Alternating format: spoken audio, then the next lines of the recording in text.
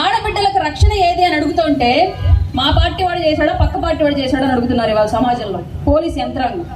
ఎవరు చేస్తే ఏంటి, న్యాయం చేయరా అని అడిగితే దానికి మళ్ళీ రివర్స్ న్యాయం అడిగిన వాళ్ళ మీద కేసులు పెడుతున్నారు. ఇవాళ రాజ్యాంగం సరిగ్గా పనిచేయట్లేదు అనడానికి ఇంతకన్నా తార్కాణం ఇంకొకటి అక్కర్లేదు ఈ ఆంధ్రప్రదేశ్లో. ఇట్లాంటి పరిస్థితులన్నీ ఒకవైపు అయితే, నిన్న మొదట్లో ఏమో నా వెంట్రుక కూడా పేకలేరని చూపించాడు, తర్వాత ఏమో పెత్తందారులకి పేదలకి యుద్ధం, నన్ను దించేవాళ్ళు ఎవరో రండి చూద్దామన్నాడు.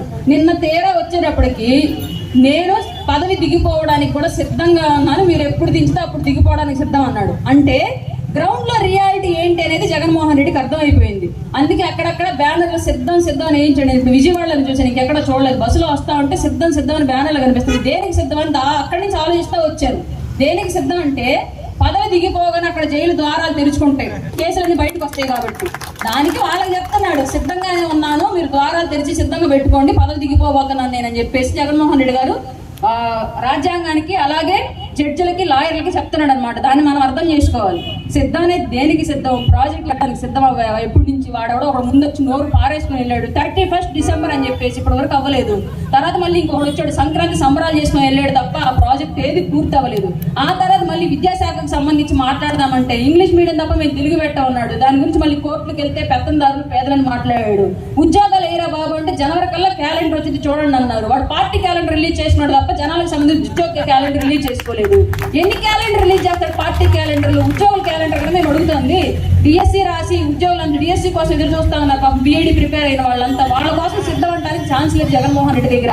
అట్లాగే రైతులు, నాకు తెలిసి 2019 తర్వాత ఫస్ట్ వచ్చిన తుఫాన్ నివర్ తుఫానుకు సంబంధించి ఇవాళ కూడా కొన్ని గ్రామాల్లో రైతుల పళ్ళ 4 ఏళ్లుగా ఇప్పటికీ 2000, 3900, 4600 పడిపోయి ఇప్పటివరకు ఇంకా మిగతా డబ్బులు పడలా. ఆ తర్వాత వచ్చిన తుఫాన్ల పరిస్థితిని ఒకసారి మీరు ఆలోచించుకోండి. ఇట్లా ప్రతి విషయంలో కూడా నీ దగ్గర నువ్వు అన్ఫిట్ ముఖ్యమంత్రి పదవికి అని ప్రతి పని కనిపిస్తా ఉంటే ఇంకా నువ్వు సిద్ధము, నేను 75కి వస్తాను, వాళ్ళు జత కట్టారు, నాకు స్టార్ క్యాంపెయినర్లు లేరు. నీకు లేని స్టార్ క్యాంపెయినర్లు ఎక్కడ? శ్రీరెడ్డి ఉందిగా మంచి స్టార్ క్యాంపెయినర్, ఎవరు లేరన్నారు? శ్రీరెడ్డి మించి స్టార్ క్యాంపెయినర్ ఎవరు ఉన్నారు? నీ పార్టీ అసలు కుల దేవత మీకు ఇవాళ. అమ్మ మళ్ళీ ఇక్కడ ఎవరైనా రెడ్లు ఉంటే నన్ను పాపడం మాకండి, నా బాధ అంతే. శ్రీరెడ్డిని మించిన స్టార్ క్యాంపెయినర్ ఎవరు లేరు. సినిమా ఇండస్ట్రీలో నువ్వు చేయించుకుంటున్నంత ఇంకెవ్వరు చేయించుకోవట్లేదు. నిరంతరం మేము యూట్యూబ్ ఓపెన్ చేస్తే నీ మొహమే, పేపర్ ఇస్తే నీ మొహమే, టీవీ పెడితే నీ మొహమే, ఫైబర్ నెట్ నిండా నువ్వే కనిపిస్తున్నావు. ఒక్కోసారి నువ్వే హీరోవేమని భ్రమపడిపోతున్నారు పిల్లలు. జగన్ వచ్చాడు, జగన్ స్టార్ వచ్చాడు అంటున్నారు. ఆల్మోస్ట్ అంత సూపర్ స్టార్, మెగాస్టార్ అంటే మానేసి ఇంకా పబ్లిసిటీ లేనిది ఎక్కడ? నీకు స్టార్ క్యాంపెయినర్ లేనిది ఎక్కడ? నీ పనంతా ప్రజల్లో కనిపించకుండా పేపర్లకి, గోడలకి, టీవీకి, ప్రచారానికి సరిపోతే ప్రజల డబ్బుల్ని మొత్తాన్ని నీ ప్రచారానికి తగలెట్టుకుంటే ఇంకా స్టార్ క్యాంపెయినర్ లేనిది ఎక్కడ వైఎస్ఆర్సీపీ పార్టీకి? ఇవాళ నిరంతరం ఇంకొక వర్గం నీకు ప్రచారం చేస్తా ఉంది. ఏ వర్గం? ఆ వర్గం అంటే నిన్నటి వరకు కలెక్టర్ ఆఫీసుల దగ్గర అంగన్వాడీ వర్గం ప్రచారం చేసింది. జగన్మోహన్ రెడ్డి మా బాధను ఆలకించు మహాప్రభు అని. నిన్నటి వరకు వాళ్ళని 38 రోజుల పాటు నిరవధికంగా సమ్మె చేస్తే వాళ్ళు చేసిన సమ్మెని కొంచెం కూడా కేర్ చెయ్యకుండా బలవంతంగా నిన్న వాళ్ళతో సమ్మె విరమింపు చేశాడు. గతంలో ఎప్పుడో మనం చిన్నప్పుడు ఎప్పుడో గుర్రాలతో ఒక ప్రభుత్వం తొక్కిచ్చిందని చెప్పేసి గోవింద రక్షక పాహిమాం అంటావైతే ఏకంగా జగన్ రెడ్డి రక్షక గోవింద అని చెప్పేసి భజన చేయించుకున్న ముఖ్యమంత్రి ఇతను ఒక్కడే. ఈ గతంలో ఎవరు లేరు, నా భూతో నా భవిష్యత్తు ఇలాంటి ముఖ్యమంత్రి.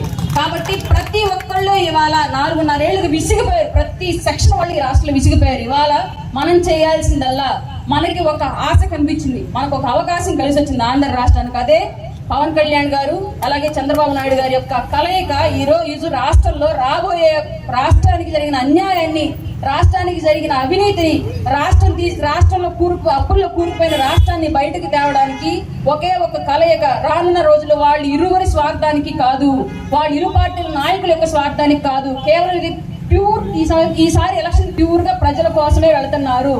ఎవరు వాళ్ళ పార్టీలో ఉన్న నాయకుల పదవుల కోసం కాదు, వాళ్ళ పార్టీలో ఉన్న వ్యక్తుల సంపాదన కోసం కాదు. ఈసారి క్లియర్ గా ప్రజల కోసం చేస్తున్న పాలిటిక్స్ 2024 అనేది. అందుకే ఇరు పార్టీల నుంచి త్యాగాలకి సిద్ధం, యుద్ధాలకి సిద్ధం అని ఆల్రెడీ ఇరు పార్టీల నుంచి నాయకులు చెప్పే ఉన్నారు. కాబట్టి సామాన్య ఓటర్గా ఇవాళ మనం ఆలోచించిన విషయం ఏంటంటే, ఎవరి పదవీ కాలం ఎంత, ఎవరి టిక్కెట్లు ఎంత, ఇవన్నీ మనకు అవసరం లేదు. ఎలక్షన్ ఎప్పుడు వస్తుంది?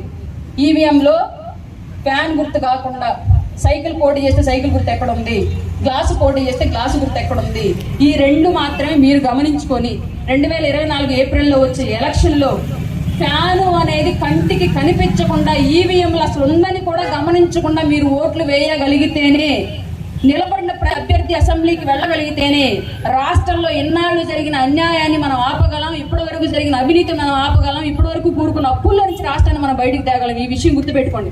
ప్రతి చోట సమన్వయం అనేది లేకపోతే, ఇరు పార్టీల నుంచి ఓటు ట్రాన్స్ఫర్ అనేది జరగకపోతే, రాబోయే రోజుల్లో ఈ దుర్మార్గుడు మళ్ళీ కనుక వస్తే భారతదేశ పటంలో ఆంధ్రప్రదేశ్ అనేది 2019 నుంచి 2024 కాలం తర్వాత, మా గతంలో చదువుకున్న హిస్టరీలో ఈ టైంలో మొఘల సామ్రాజ్యం నుంచి విడిపోబడింది, ఈ టైంలో ఔరంగ సామ్రాజ్యం నుంచి విడిపోబడింది ఈ రాష్ట్రం అని చెప్పి చదువుకునే వాళ్ళం కదా. అట్లాగే భారత ప్రజాస్వామ్యం నుంచి ఆంధ్ర రాష్ట్రం విడిపడిపోయి జగన్ రెడ్డి అనే ఒక రాజు పరిపాలనలోకి వెళ్ళింది. గత కొంతకాలంగా ఇది నియంతల సమక్షంలో కొనసాగుతోంది అని చెప్పేసి మన పిల్లల చరిత్ర చదువుకోవాల్సి